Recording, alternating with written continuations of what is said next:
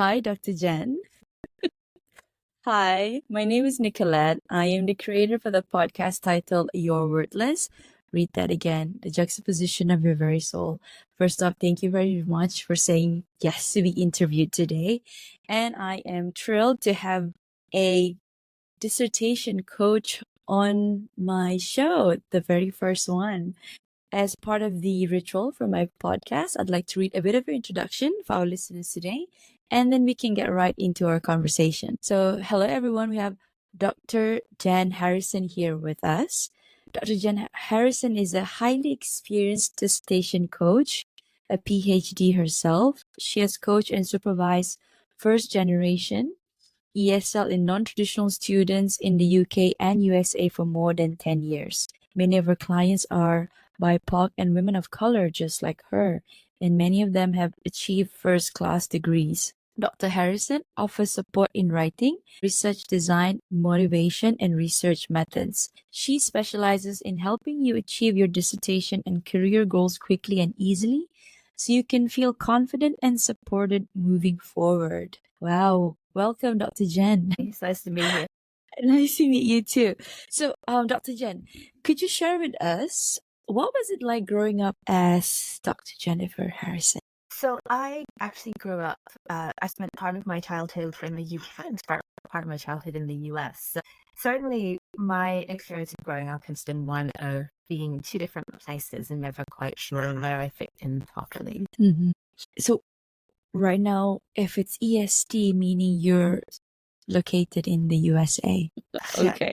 So, we can get right into the conversation on going for grad degree or dissertation. So, the question here, how do you know if a dissertation or a grad degree is the right choice for students? Sure. Well, what I would recommend for students is that they start by looking at what their end goal is. So a lot of people go into dissertation work just because they think they need to do something more and they're not quite sure what that next step should be. And what I recommend is that you don't go into dissertation work just because you want to do something. You work out what it is, where is it that you want to get to? A dissertation, an advanced degree is not always the right choice for everybody. You got to weigh up what are the options for you to get where you want to get to, and is a dissertation going to be the right choice for you? Because there are a lot of work and they require a lot of financial investment, time investment. You have to work out, are you the kind of person who has the time for this degree? Are you going to be able to afford to pay for multiple semesters? Are you strong at reading? Are you strong at writing? Are you going to be driven mad by being asked to do multiple revisions? Weighing up your strengths, weighing up your weaknesses, and weighing that against your goal and where you want to get to, and all the different options that are available to you.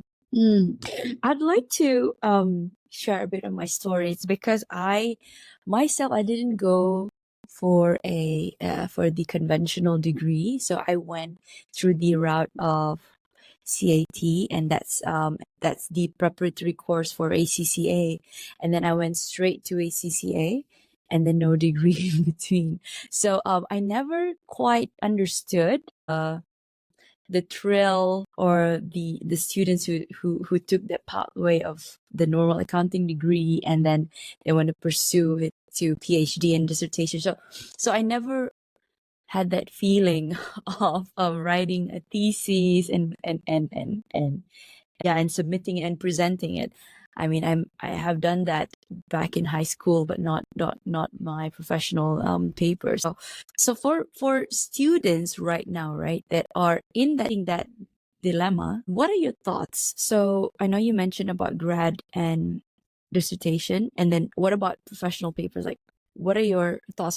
If you could maybe outline some of the pros and cons of it, that'd be good. Of doing a dissertation. Yeah, dissertation, that's right. Okay, so the pros are definitely status. So if you have that dissertation to your name, it's widely recognized, especially by employers. They like to see that you were able to handle a large dependent project and that you were able to do that successfully. So employers really like to see that. Generally speaking, you get a lot of prestige from having done a degree like that. You get letters to your name. Other pros are that you pick up a lot of really good transferable skills when you do a degree. So things like time management and being able to work independently and research skills. And then just really basic stuff like being able to use a word processor to do complicated things. All of those skills are things that you pick up doing a dissertation, working with other people, being meticulous, writing fluently, constructing a clear argument. Cons, though, I think we already kind of touched upon that a little bit. Degrees are expensive. They are very time consuming. And especially if you're trying to be a parent or work a different job as well, it's a lot to take on. So you have to be very ready and prepared for the amount of work that degree is going to be. What can someone expect if they choose to do a graduate degree? Okay, so first thing you can definitely expect is that the degree is going to take a lot of your time and energy. What that degree will actually look like depends on which degree you decide to pursue. But you'll usually be asked to come up with a project topic, and that topic will focus around a problem that you want to solve and data that you want to collect in order to come out with a solution. You'll be expected to research everything that has already been found out about that topic. So that's going to be months of reading. Wow. And analyzing. And then once you have done that, you're going to be expected to write a proposal that states what the problem is, what the proposed research data collection is going to be, what you intend to do with that data, how you intend to collect that data, and proving that the research really needs to be done by writing about all of that reading that you did. And then you would be expected to defend that proposal. So you would go through an oral presentation usually, and you'd be asked to explain your topic, and the panel of defense adjudicators would ask you a lot of questions to make sure you really understood what you were getting into, that your design was good. If they decided your design was good and they approved your proposal, the next thing you would need to do is get ethics approval. Because whenever you're going to go out into the real world and collect data, they want to make sure that you're doing it in a safe way for other human beings. Mhm. Once you had your ethics approval, then you'd be able to collect your data, and then the last stage of that degree would be writing up your findings. So what did you find when you collected that data, and how did it address the problem? And then at the very end of the degree, you do another defense presentation where you present the whole project, what you found, what you discovered, and the expectation is that you have added to your field of knowledge and found something new, and they want to see you present that. And they'll often ask you to make changes to your manuscript for clarity or to flesh out certain points. And then at that point, you can call yourself doctor. So it is a long, involved process. I want to unpack that one by one because I do know a few friends who's doing that. And they tell me like often, Nick, I gotta read. Okay, what is it that you're reading?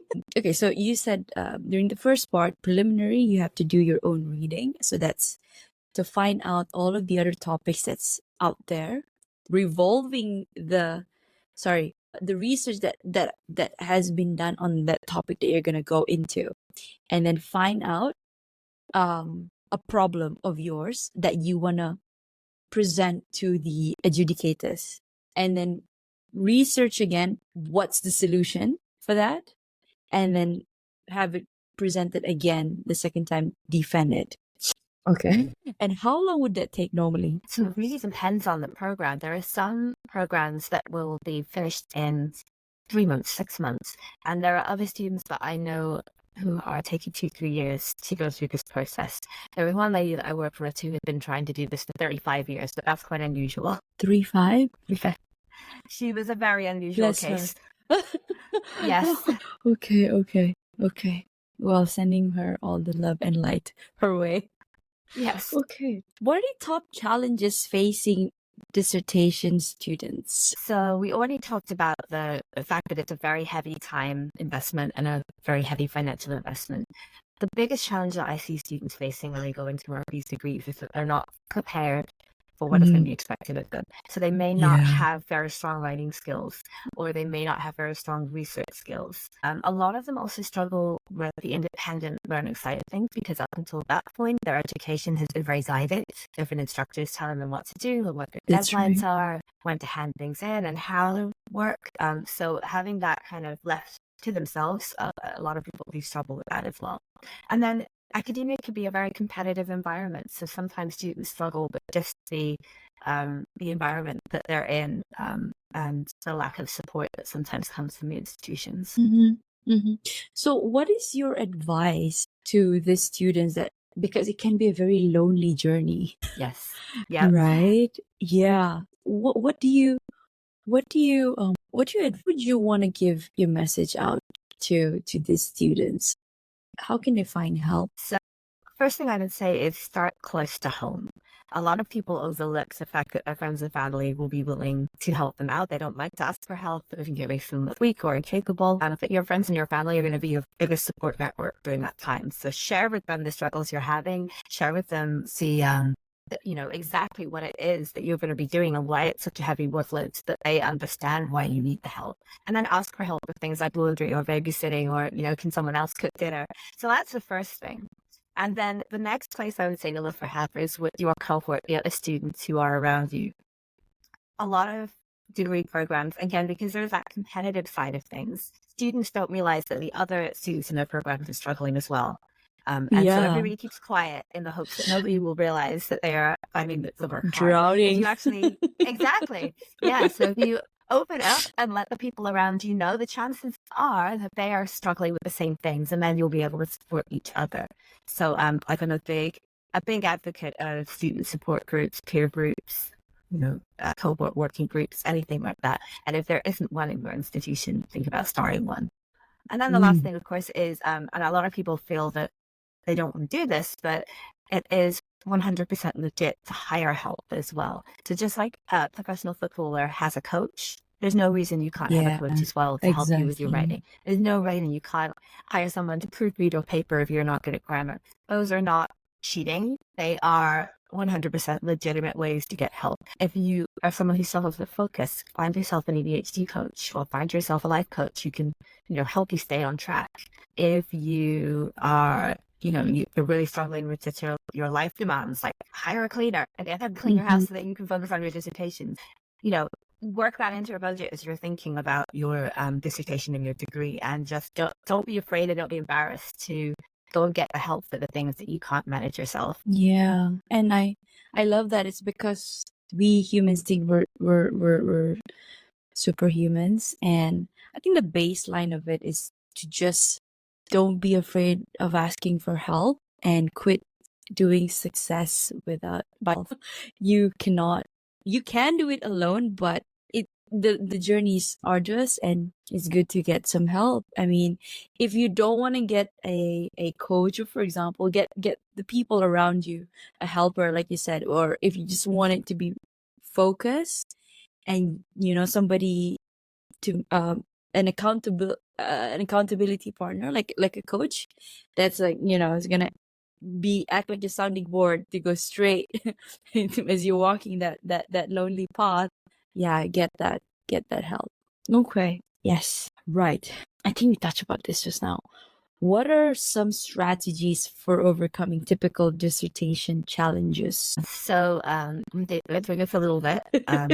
Strategy number one is going to be to have your network, have a support group around, know who they are, prep them in advance so that they know what you will need help with, and then don't be afraid to ask for help. So that's kind of the top strategy.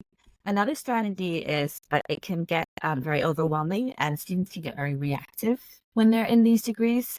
Problem after problem, it's kind of piling on top of them, and they're kind of throwing out fires. So I'd say a really good strategy that often gets overlooked is to learn mindfulness techniques, have a therapist, be able to be really proactive about your mental health during that degree so that you don't end up in a state of being burnt out and overwhelmed, that you're actually compared to the levels of stress and have techniques in place to deal with them. Oh, I love it. I love the mindfulness part. Because I'm a big advocate of that. I experienced my burnout in my last job. So yes, all for mindfulness. Okay, now this is also a very a thing that I used to face myself. I'm still facing, but getting by every day. What are some top tips for managing imposter syndrome? So again, really top tip for imposter syndrome is to have the people around you. The more you talk about the things that you are struggling with, the more you'll come to realize that other people are struggling with them as well. So be really open, like have good conversations with other people and recognize that you're not the only one struggling. That's kind of top of the list. And then also just be aware that it's not normal for one person to be able to do everything and to be good at everything. And that when you go into the degree, it is a degree that is about learning. And your institution may be acting as though they expect you to know everything already, but that's not a reasonable expectation. Understand that it's normal for you to be still learning the process and finding the feet. If you have that recognition, I think it's harder to feel like you don't know what you're doing. You shouldn't be there, because you recognize that anybody can be in that environment if it's a hard working busy. Everybody needs the tools and the support to be able to do well. And then the last thing I would say for imposter syndrome is to be willing to advocate for yourself. If you are not getting the support that you need, or you are, realistically, if you are suffering from imposter syndrome at all, the first thing you should do is start asking people, well, why aren't I getting the help I need? Where's the support I need? I should be getting this. I should be getting that. Please can I have it? Because a lot of the time, imposter syndrome is a reaction for support. And instead of seeking that for support, we take it on ourselves as blame. Yeah. So They're not good redirecting enough. that. Yeah. Yes. Yeah. So I love that. Redirect that energy. Don't go down the imposter syndrome route. Go down the seeking help route. I love that. Tell us, Dr. Jen, what was your journey with your own PhD? Sure. So I went to. Yeah. Go ahead. So our listeners can resonate, can have a sneak peek of your own path finishing up your PhD. So I went to college in the UK, and I did a degree in English literature, and I enjoyed myself so much doing that degree that I decided I was going to do a PhD. I skipped through the masters completely. So similar to your story, I decided I wasn't going to do the masters, and I went straight into the PhD. I had the most amazing experience during my PhD. I had a really, really good supervisor who was very intent on making sure that, well, not only that I was supported during my PhD, but he wanted to make sure I was really well trained as an academic, and that I knew how to do things like conference papers and how to set up research projects. And so he was, the most amazing, supportive individual, and he really showed me how to be a researcher. And later on, after I'd gotten my degree, after I'd done teacher training, I was moved to the US, and I'd had my kids, and I was working in higher education again. I was just so sad that I saw that a lot of students were not getting that same amazing experience that I had. And so that's really been my journey of having like a wonderful PhD experience, and I'm really wishing that other students were having that same. Yeah. For the other people, and that's why you do what you do. I love it. Yeah.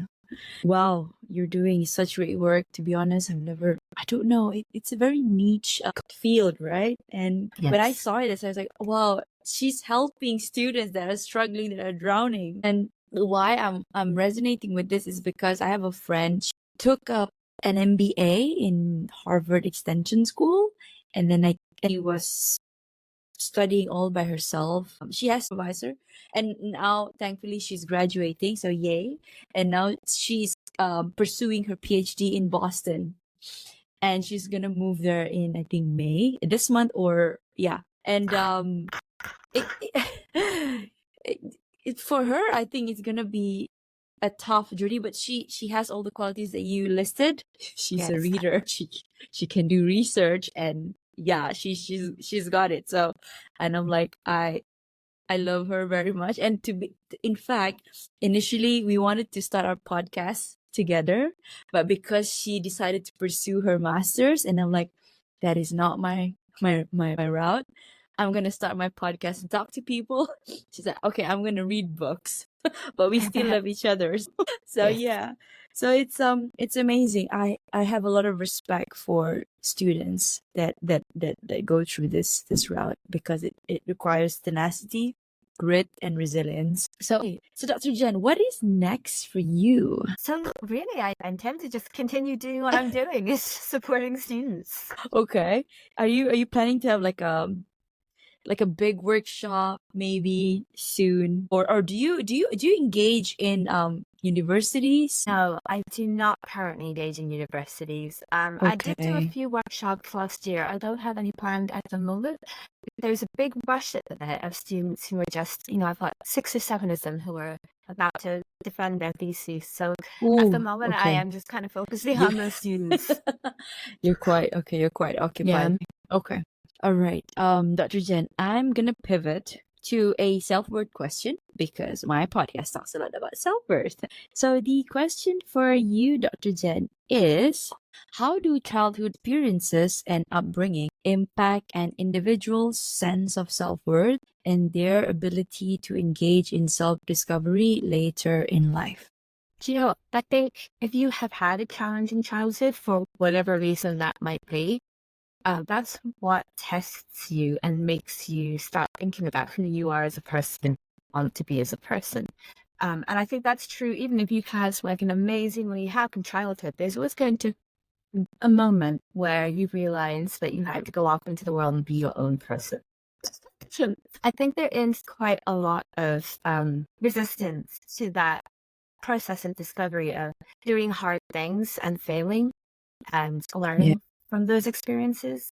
But I think that's really important for finding out who you are and where you want to go and what you want to be and who you are as a person in the world. So I think it's really important to embrace the negative as well as the positive in life, especially when you're growing up, is to not be afraid of doing things that are difficult or challenging or unpleasant, but to treat them as learning experiences. Thank you. Okay, Dr. Jen, what is your heart's greatest wish? That's a hard one. My heart's greatest wish is to see my two little boys grow up to be wonderful men. Well said. Thank you. Do you have a mantra that you live by? Get help when you need it. Hashtag seek help. Hashtag Seek help. doing success on your own. Yep. Oh, hashtag you are not alone. Okay, for those listening. Okay, is there anything that keeps you up at night or do you sleep well? Actually, I do sleep pretty well. I use a lot of sleep aids. So I have sleep music and candles and, all the things. Getting into that mindfulness yes. Yeah. routine. Making sure the cat is locked out in the bedroom. Yeah, I have a cat too. He's now sleeping on my bed, but yeah, I live in a studio, so I can't lock him away. So it's like, yeah, understood that you're gonna sleep by the corner of the bed and that's it. That's where you stay. Okay, Dr. Jen, if you could create a quote right now for you to leave to the audience listening and the world is your legacy, what would it be? It might be, nothing is ever set in stone. You can always change the path that you are on. All it takes is information and support and determination. Ooh, I love that. Hashtag pivot. You can pivot anytime you have the choice. How can people reach out to you? So the absolute best way to get in touch with me is to email me directly, and the email address is jen, Jen, at readwriteperfect.com. And the other way that they can find me is on my website, which is www.readwriteperfect.com. And I'm also on Twitter, which is at perfect_right. And I'm on LinkedIn as well. So LinkedIn and Twitter, but the best way is to email me. Okay. Well, thank you, Dr. Jen, for your time today. And there you have it, guys. You heard it from Dr. Jen herself. Before we close off, personally, I'd like to thank you, Dr. Jen, for the work that you're doing for the world and for the students and for advancing every step of the way despite the challenges, creating trails for those that will come after you. This has been that one podcast with that controversial name, You're Worthless. Read that again, the juxtaposition of your very soul. For the listeners, if you find yourself thinking that you are worthless, you're not alone. But more importantly, ask yourself a level deeper, if I'm worthless, then why the heck am I here? Well, it is because your soul has chosen to be here energetically all the way from the ethers. And for that reason itself, you are worthy and you are enough. This has been Dr. Jennifer Harrison, my guest of the day, and Nick Nieras, your host, signing off.